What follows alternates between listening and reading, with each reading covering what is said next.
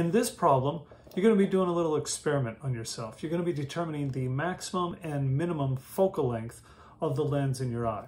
If you didn't already know, I just spoiled it for you. Each of your eyes has a lens in it.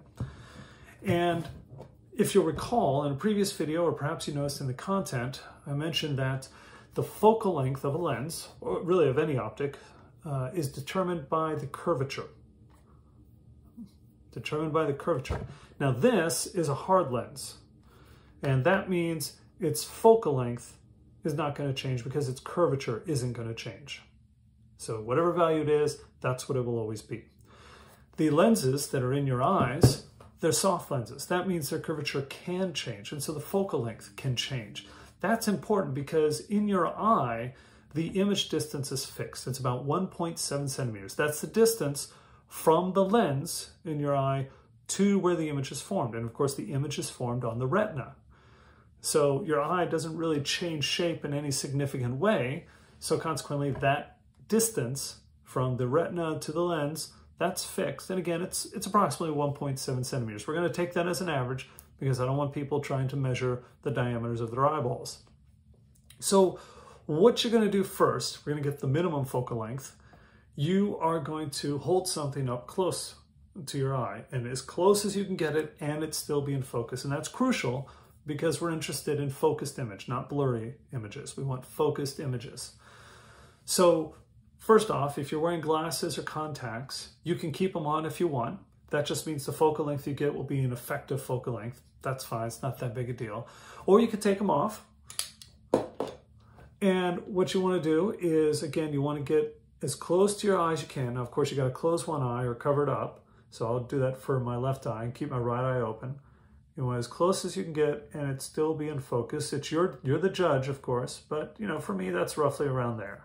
Okay, so then get a ruler and you want to measure the distance to your eye. Now, don't poke your eye out. We're just getting an estimate here. Try to make it a good one, but a good faith measurement.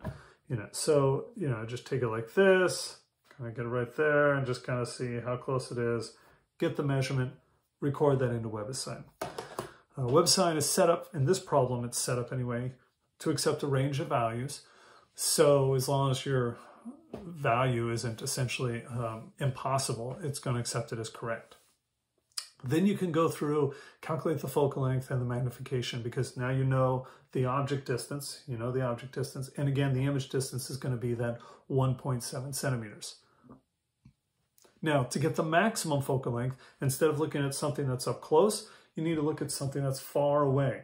And so the question is, all right, what's the furthest thing that you can see? Something that's really, really far away. What's the furthest thing you can see?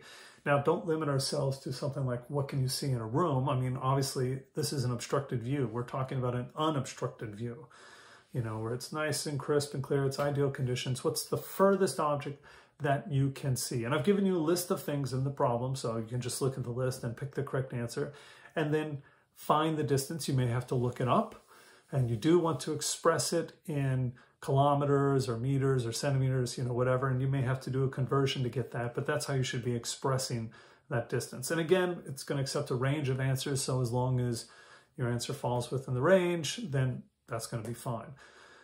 Then you know your object distance. Again, you know the image distance, that's the 1.7 centimeters, and so you can easily calculate the focal length and magnification of your eye. That'll be the max focal length, and then the magnification for that situation.